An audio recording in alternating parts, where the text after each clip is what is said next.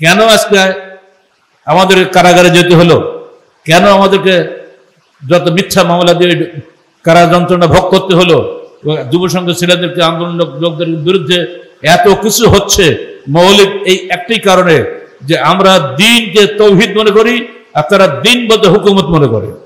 দিন কায়েম করা, দিন কায়েম করা, দিন কায়েম করা, একদল লোক আছে না কথায় কথায় দিন কায়েম করে, বাট তৌহিদটাকে কায়েম করো। তৌহিদের মধ্যে ভেজাল রেখে দিন কায়েম করা হতে পারে না। ইব্রাহিম কখনো পুতুল পূজা করেন নাই, মূর্তি পূজা করেন নাই। ইব্রাহিম ছিল মূর্তি ভাঙ্গা ব্যক্তি, আর তারাই ইব্রাহিমের নাম করে মূর্তি পূজা শুরু করে দিল। এমনি করে ইব্রাহিমের দিনের মধ্যে বহু পরিবর্তন তারা এনেছিল। আল্লাহ রসুল বললেন যে না, ইব্রাহিম যা ছিলেন তাই আমি থাকবো, এই যত যোগ বিয়োগ তোমরা করেছো এই যোগ বিয়োগের মধ্যে আমি নেই। হে যুবক, এসো তোমার দেহের প্রতি ফোঁটা রক্ত আল্লাহর পবিত্র আমানত, এই আমানত ব্যয় করো আল্লাহর পথে, আল্লাহর ওহীর পথে, বাতিলের পথে নয়, শিরকের পথে নয়, বেদাতের পথে নয়। আহলে হাদিস আন্দোলন বাংলাদেশ তাওহীদের সঙ্গে কাউকে কোনো আপোষ করে না এবং সহিহ হাদিসের সঙ্গে জাল হাদিসের সঙ্গে আপোষ করে না। আহলে হাদিস আন্দোলন বাংলাদেশ, আসুন পবিত্র কুরআন ও সহিহ হাদিসের আলোকে জীবন গড়ি। আলহামদুলিল্লাহ, আলহামদুলিল্লাহি রাব্বিল আলামিন, আর রহমানির রহিম, মালিকি ইয়াউমিদ্দিন। ইয়া আইয়ুহাল্লাযীনা আমানু তাকুল্লাহ হাক্কা তুকাতিহি ওয়া লা তামুতুন্না ইল্লা ওয়া আনতুম মুসলিমুন। يا أيها الناس اتقوا ربكم الذي خلقكم من نفس واحدة وخلق منها زوجها وبث منهما رجالا كثيرا ونساء واتقوا الله الذي تساءلون به والأرحام إن الله كان عليكم رقيبا يا أيها الذين آمنوا اتقوا الله وقولوا قولا سديدا يصلح لكم أعمالكم ويغفر لكم ذنوبكم ومن يطع الله ورسوله فقد فاز فوزا عظيما أما بعد فقد قال الله تعالى في الكلام المجيد فأعوذ بالله السميع العليم من الشيطان الرجيم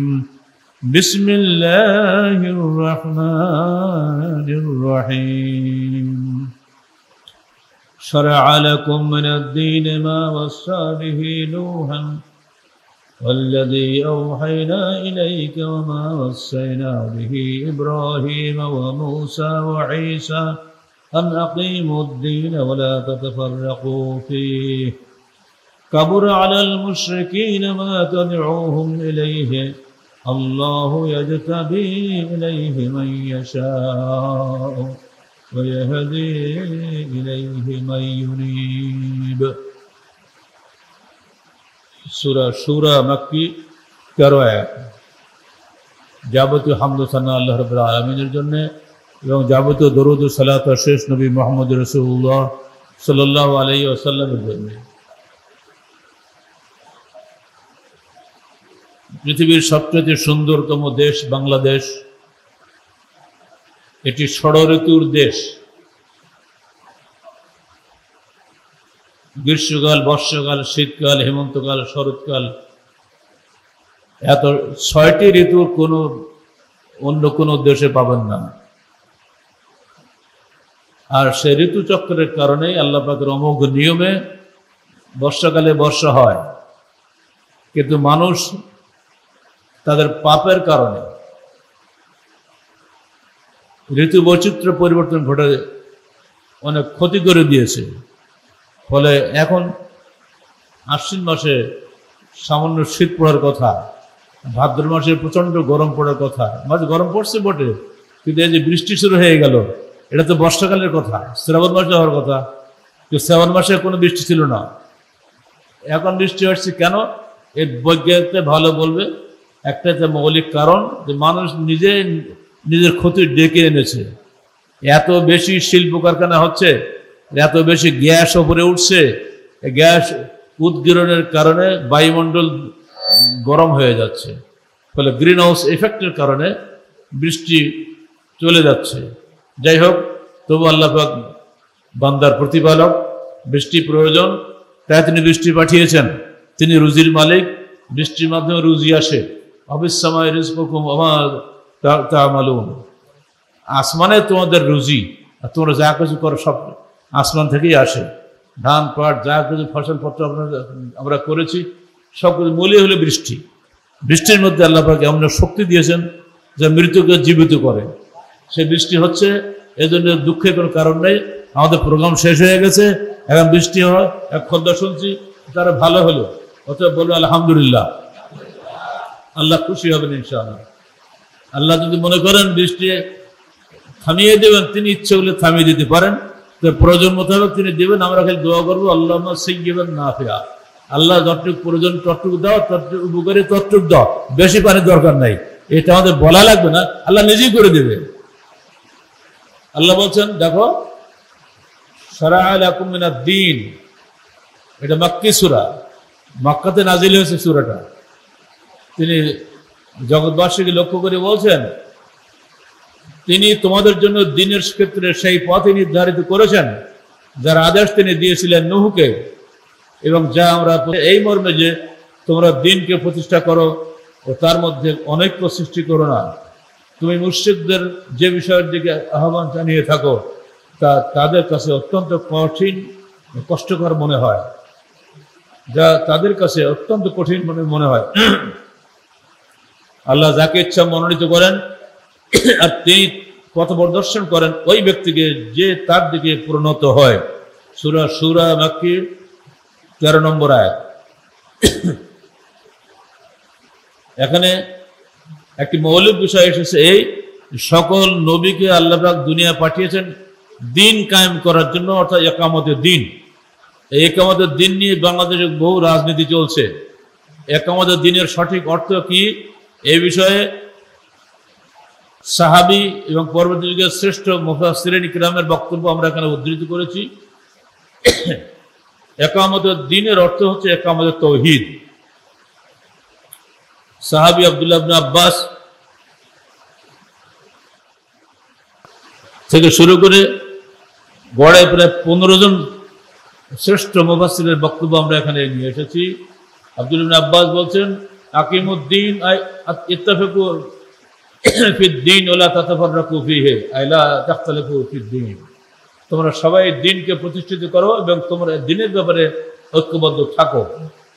প্রখ্যাত মুফাসসির, সবচেয়ে জ্যেষ্ঠ মুফাসসির ইবনে জারির তাবারি, যিনি 310 হিজরিতে মারা গেছেন, তিনি বলছেন সকল নবীকে আল্লাহ হুকুম দিয়েছিলেন সেটা যেন দ্বীনে হক প্রতিষ্ঠা করা হয়।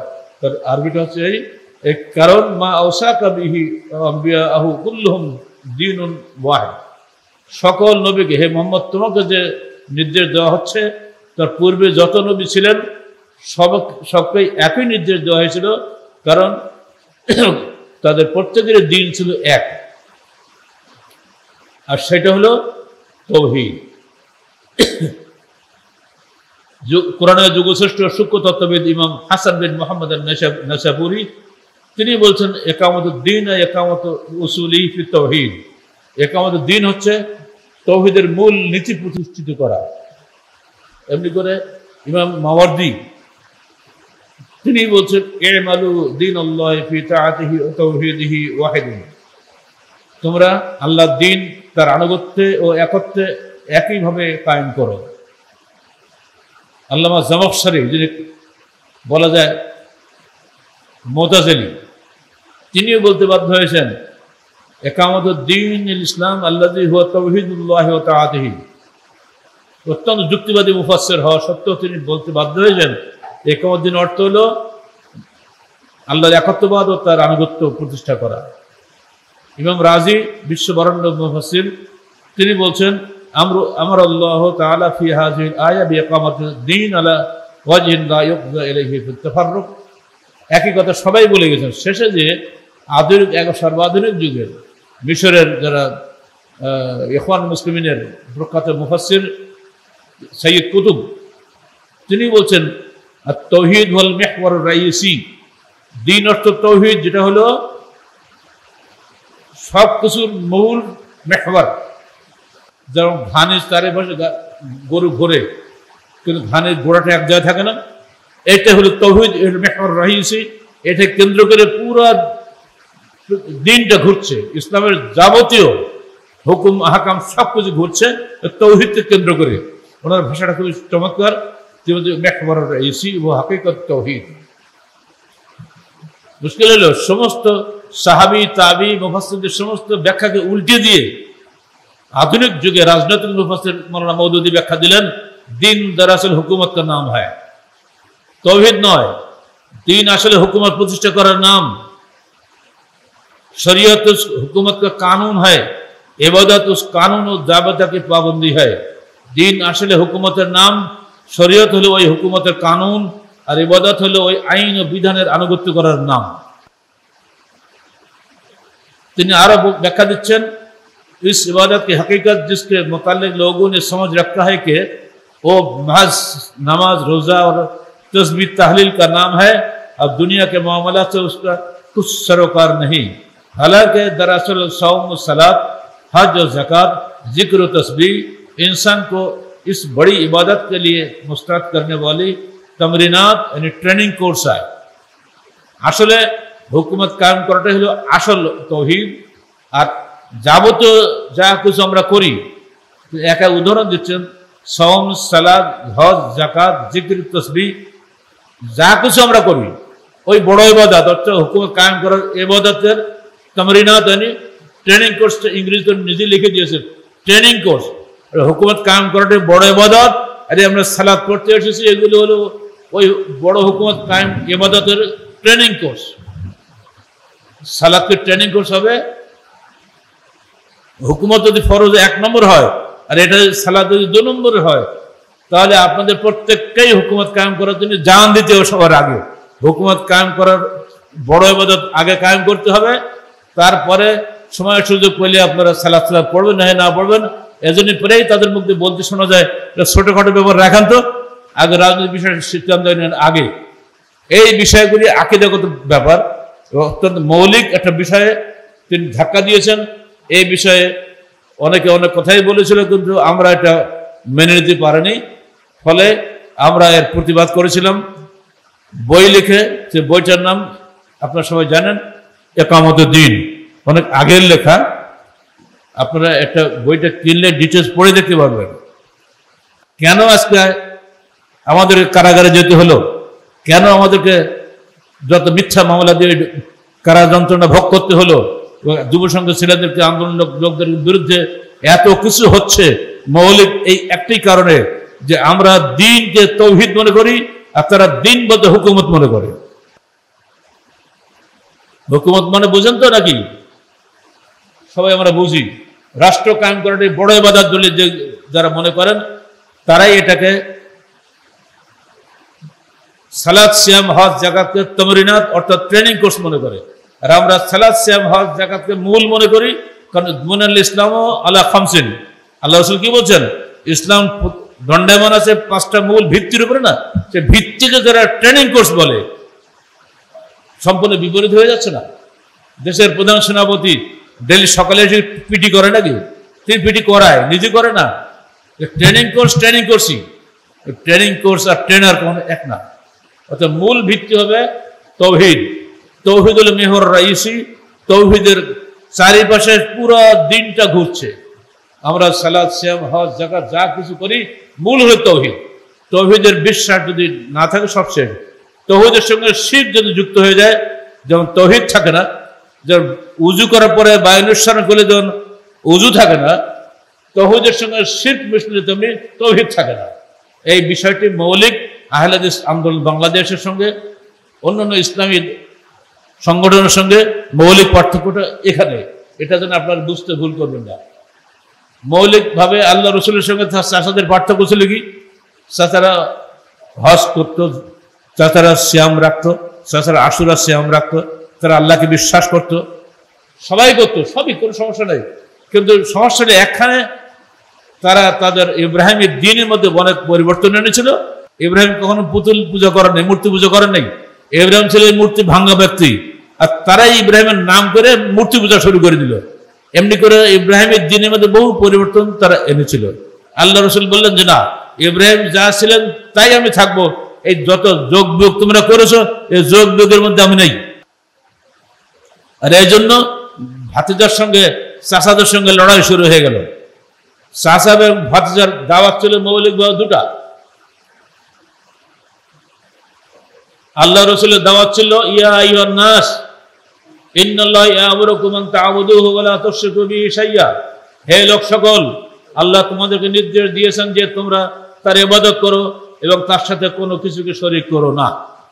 ঠিক তার চাচা আবু লাহাব পাশে দাঁড়িয়ে বলেছিল ইয়া আইয়ুহান নাস ইন্না হাযা ইয়া'মুরুকুম আন তাতরুকু দীনা আবাইকুম, হে লোক সকল, নিশ্চয়ই এই ব্যক্তি তোমাদের নির্দেশ দিচ্ছেন যাতে তোমরা তোমাদের বাপদাদার ধর্ম ও রীতিনীতি পরিত্যাগ করো। চাচা একদিকে দাওয়াত দিচ্ছে, ভাতিজার একদিকে দাওয়াত দিচ্ছে। ভাতিজার দাওয়াত ছিল তোমরা সেরেন আল্লাহর ইবাদত করো, তার সঙ্গে কাউকে শরীক করো না। আর চাচাদের দাওয়াত ছিল এই ব্যক্তি তোমাদেরকে বাপদাদার ধর্ম ত্যাগ করার জন্য বলছে, তোমরা তার আনুগত্য করো না।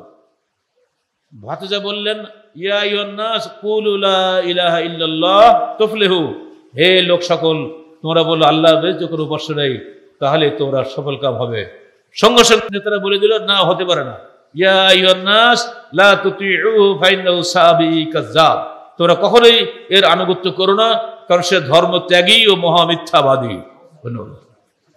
চাচা এবং ভাতিজার সেদিনের যে সাংঘর্ষিক বক্তব্য, আজকের দিনে আহলে আন্দোলন বাংলাদেশের সঙ্গে অন্যান্য ইসলামী দলের সঙ্গে সে একই বক্তব্য এবং একই সংঘর্ষ। আমরা কোনো অবস্থাতেই পবিত্র কোরআন ও সহিহ হাদিসের বাইরে কোনো কিছুকে মানতে রাজি নই।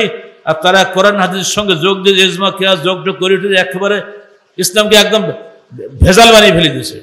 গত আগস্ট সংখ্যা তারিখ আপনার কিছু দেখবেন, কিয়াস এবং নামে তারা কি কি ফতোয়া জারি করেছে, তাদের বইয়ের রেফারেন্স আমরা দিয়েছি মাত্র কয়েকটা। এতেই অবস্থা খারাপ হয়ে গেছে। বহু লোকের মধ্যে উত্তর দিতে পারছে না, তাদের বইয়ের খণ্ড পৃষ্ঠা রেফারেন্স সব আমরা দিয়ে দিয়েছি। ফলে এই সমস্ত বইয়ের বিপরীত গিয়ে তারা দিন কায়েম করবে কেমন করে? আস্তে আস্তে তাদের ভিতরে সব কিছু গোমর ফাঁক হয়ে যাচ্ছে না এই লেখনির মাধ্যমে। এই লেখনী সাদকা জারিয়া, আপনারা যত বেশি বেশি এই আগস্ট তারিখ কোনো কিনবেন আর বিতরণ করবেন, তত বেশি মানুষের জীবন পাল্টে যাবে। আহলে হাদিস আন্দোলন বাংলাদেশ তাওহীদের সঙ্গে কাউকে কোনো আপোষ করে না এবং সহিহ হাদিসের সঙ্গে জাল হাদিসের সঙ্গে আপোষ করে না। আপনারা সংখ্যা যত কম হবেন ততই ভালো, বেশি হলে বরং ক্ষতি। বাজার বেশি হলে সেখানে ভেজাল বেশি হয়, তবে তাওহীদপন্থী লোক বেশি হয় আলহামদুলিল্লাহ, তাতে কোনো ক্ষতি নাই। হাত্তা ইয়াকুনু দীনু কুল্লুহু লিল্লাহ, একদিন সমস্ত দুনিয়াটাই হাইলাইট হয়ে যাবে ইনশাআল্লাহ। কারণ মানুষ হকের সন্ধান পেলে আর বাতিলের সঙ্গে টিকে থাকতে পারে না। মানুষকে হকের দাওয়াত পৌঁছানো আমাদের বড় ফরজ। এই হকের দাওয়াত না পৌঁছানো আমাদের সবচেয়ে বড় গুনাহ হবে। আল্লাহর কাছে আপনারা কৈফিয়ত দিতে পারবেন না। আমরা লেখনী দিয়ে দিচ্ছি, আপনারা পড়বেন, প্রচার করবেন, তাহলে তো নেকিটা পাবেন। রাস্তায় যাবেন, কেউ বই না নিয়ে যাবেন না। ছোট ছোট বই সব নতুন বই বেরিয়েছে নিয়ে যাবেন, রাস্তার পাশে যে বসে আছে তাকে দান করবেন। ভাই বইটি পড়ে দেখবেন, আপনার গিফট দিলাম, টাকা লাগবে না।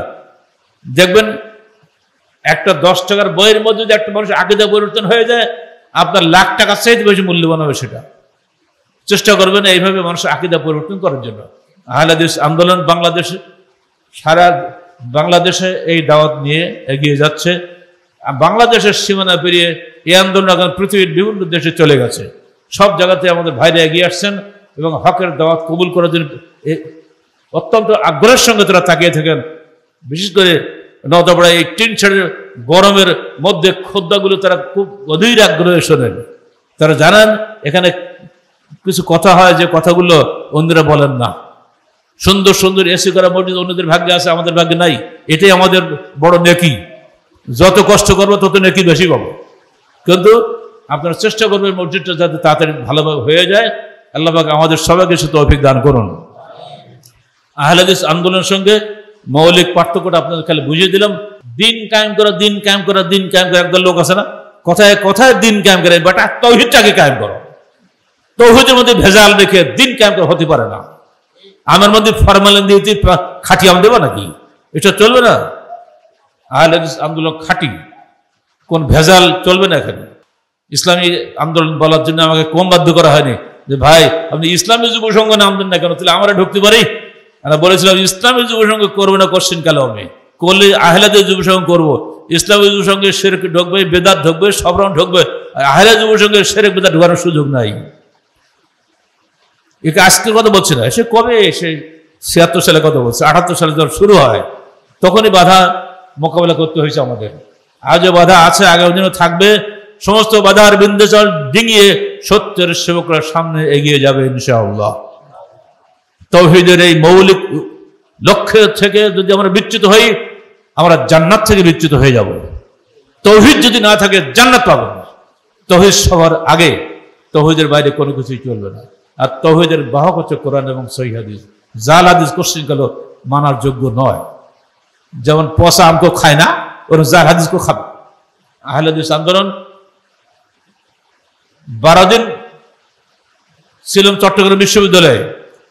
যিনি আমার প্রফেসর, তিনি ম্যাকগিল ইউনিভার্সিটির ফরাজি মুভমেন্টের উপরে ডক্টরেট করা।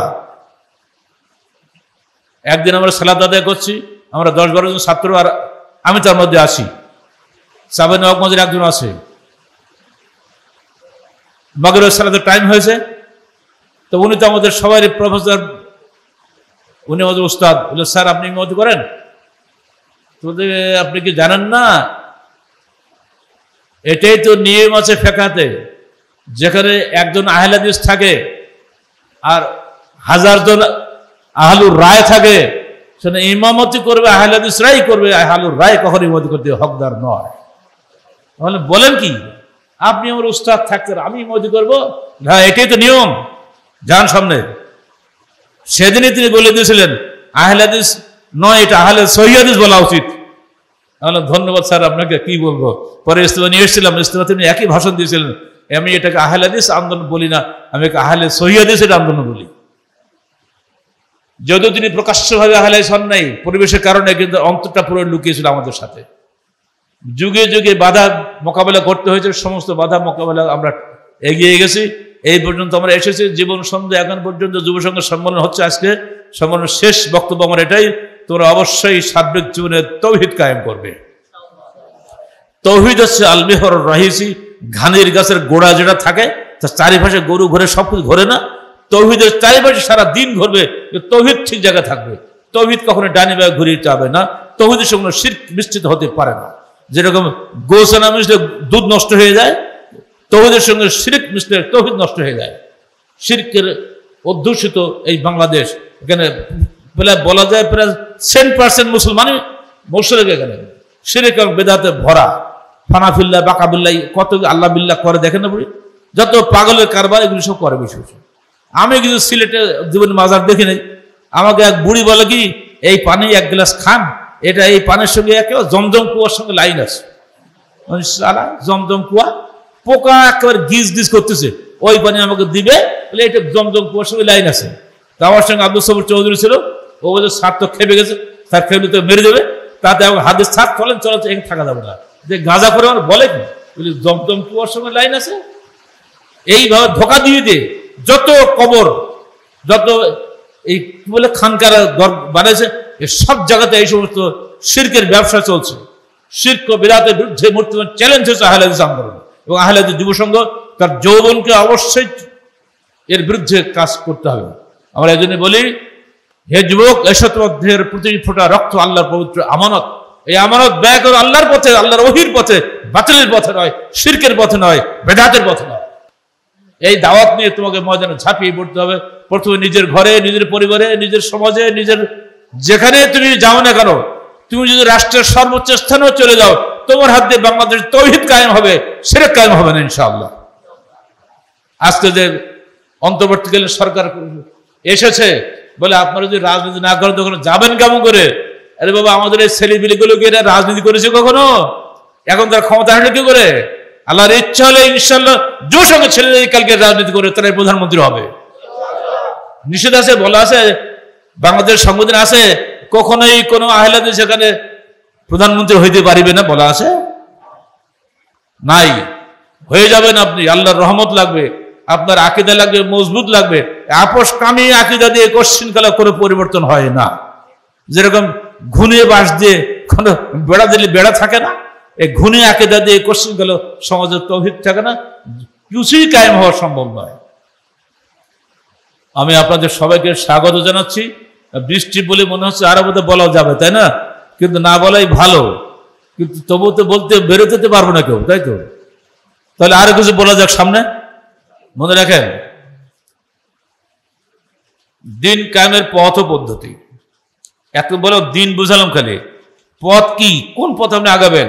আল্লাহ বলছেন ইন্নাল্লাহ আশতারা মিনাল মুমিনিনা আনফুসাহুম ওয়া আমওয়ালাহুম বিআন্না লাহুমুল জান্নাহ। আমি অনুবাদ করে দিই, নিশ্চয়ই আল্লাহ মুমিনদের নিকট থেকে তাদের জান ও মাল খরিদ করে নিয়েছেন জান্নাতের বিনিময়ে, ক্ষমতার বিনিময়ে নয়।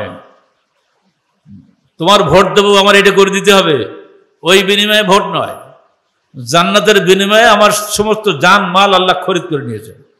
এই টার্গেটটা সম্পূর্ণ পৃথক করে নিতে হবে। ফায়াকতুলুনা ইউকতালুন, তারা মারে এবং মরে।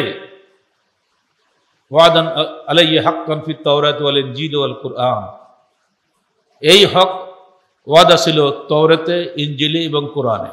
ওমান আওফা বিআহদিহি মিনাল্লাহ, যে ব্যক্তি আল্লাহর নিকটের এই অঙ্গীকার পূর্ণ করে, ফাস্তাবশিরু বিবাইআকুম আল্লাযী বায়াতুম বিহ, তোমরা এই ক্রয় বিক্রয়ের বিনিময়ে জান্নাতের সুসংবাদ গ্রহণ করো যা তোমরা তার সাথে করেছো, আর এটাই হলো মহান সফলতা। ওয়াযালিকা হুয়াল ফাওজুল আযীম, যে জান্নাত লাভ করাটাই বড় সফলতা। এই সফলতার উদ্দেশ্যে আপনি কাজ করবেন। কোনভাবে কি কাজ করতে হবে সে রাস্তাঘাট আপনার নিজের মধ্যে চলে আসবে যখন আপনি ময়দানে নামবেন। এখন আপনার সংগঠনের মধ্যে আছেন, ময়দানে নেমে গেছেন অলরেডি। যখন যে অবস্থায় যেরকম মোকাবিলা করবেন, দেখবেন আপনি জিতে যাবেন। যেন আমাকে একটা ভাই আজকে আমাদের কর্মী বলল, স্যার আমি যখন এমন একটা গুরুত্বপূর্ণ চাকরি আমি পেয়েছিলাম, অত্যন্ত মূল্যবান চাকরি, বিমান চলে না, রাডার ঠিক করতে না, বিমান এই ঘোরাঘুরি কোন দিকে যাবেন, এই রাডার এ অত্যন্ত ম্যাথমেটিক্সের ব্যাপার, সূক্ষ্ম ম্যাথমেটিক্সের ব্যাপার। আমাদেরই একটা ছেলে সেখানে ফার্স্ট হয়েছে। পর বছর তোমাকে প্রতি দিন দাড়ি শেভ করতে হবে, দাড়ি কিন্তু এতটা লম্বা। বলছে আপনার বিধান তো নাই, বাংলাদেশ সংবিধান নাই যে ওই চাকরি পেতে গেলে দাড়ি সাফ করতে হইবে। তা আপনি কেন বলছেন? রাখো তোমার বিধান, আমাদের নিয়ম হলো এটাই, দাড়ি সাফ করতে পারলেও আসো না যাও। হলো এই বাংলাদেশ, এই দেশে বাস করছি। ওই ছেলে দাড়ি কাটে নাই, কিন্তু চাকরি ছেড়ে দিয়েছে, যার বেতন কয়েক হাজার টাকা মাসে। ওই ছেলে আমার আপনার সাথে বড় ইমানদার, সে হয়তো আছে মুসল্লিদের মধ্যে। আমি থেকে অন্তর থেকে স্বাগত জানাই। আল্লাহ তোমার ইমানে আমলে বরকত দান করুন, অবশ্যই এর বিনিময়ে তুমি জান্নাতুল ফেরদাউস আল্লাহ পাক তোমাকে নসিব করুন। এই দাড়ি কেটেছিল আমাদের এই উপমহাদেশের জিহাদ আন্দোলনের মূল ব্যক্তি ছিল আহলে হাদিসরা, আর তাদেরকে যে শাস্তি দিয়েছিল সে শাস্তির প্রথম শাস্তি হলো কারাগারে নিয়ে দাড়ি চেঁচে ফেলা। আল্লামা ইয়াহিয়া আলী, তাকে বলা হলো তুই ব্রিটিশের দাসত্ব করবো, রাজি হও? বলে না, আমি আল্লাহর দাসত্ব করি। তখন বিলেট এনেছে কাটার জন্য, তুমি বললেন তোমরা আমার দাড়ি না কেটে আমাকে গলা কেটে দাও। আমি শহীদ হতে রাজি, কিন্তু দাড়িকে শহীদ করো না। আমার জীবদ্দশে আমার নবীর সুন্নত চলে যাবে আর আমি বেঁচে থাকবো। এই হলো আহলে হাদিসের সুন্নত। সেই আহলে হাদিস কোথায়? এ তো সে এইখানে, এই আমাদের চাঁপাই নবাবগঞ্জের কি বলে কানসার্ট তো অল্প দূরে, ওখানে তারা ছিলেন। বড় মানে বৌমা যে প্রথম বাচ্চা হয় তখন এই শ্বশুর বাড়ির লোকেরা এইরকম বড় বড় পিঠা বানাইতে, পিঠা বানিয়ে সবাইকে খাওয়ায়, বৌমার বাচ্চা হবে। উনিও গিয়েছেন, দাওয়াত পেয়েছেন। তোমরা এটা কি করেছো? বলে এটা করলে বরকত হয়, বাচ্চা ভালোভাবে হয়। তো কে বলেছে এগুলো? না, এগুলি তো নিয়ম না, এ তো বেদাত। এই যে বেদাত বলেছে, সঙ্গে সঙ্গে ইংরেজ সরকারকে জানিয়ে দিয়েছে চাপাইতে, যেখানে একটা ওহাবি এসছে, যে এটাকে ধরে নিয়ে চলে গেল। যত চাপাই নবাবগঞ্জ আর রাজশাহী এলাকার যত আহলে হাদিস আপনারা আছেন, আপনারা সবাই ওই মুজাহিদদের উত্তরসূরি মনে রাখবেন। ওই যে পাকা নারায়ণপুরের রফিক মন্ডল, তার একটা রফিক মন্ডলে ৮০,০০০ অনুসারী ছিল এই উপমহাদেশ। ১৮৭২ সালে প্রকাশিত আওয়ার ইন্ডিয়ান মুসলমান উইলিয়াম উইলসন হান্টার লেখা রিপোর্টে তিনি বলেছেন, একটা মুন্সি, ওনার ভাষায়, একটা মুন্সির ৮০,০০০ অনুসারী কি করে হয়? সে কেমন মানুষ? কারণ সে আপোষহীন মানুষ, ইসলামের সঙ্গে কোনো আপোষ করতো না। তাই দেখে লাখো লাখো মানুষ তার অনুসারী হয়ে গেছিল। উনি খালি বলেছে এটি বেদাত, সঙ্গে সঙ্গে তাকে আদালতে নিয়ে যাওয়া হলো। শিবগঞ্জে তখন আদালত ছিল, সেখানে বিচার করা হলো। ওই ওহাবি, ওর ফাঁসির হুকুম হয়ে গেল। ও আলহামদুলিল্লাহ বলল।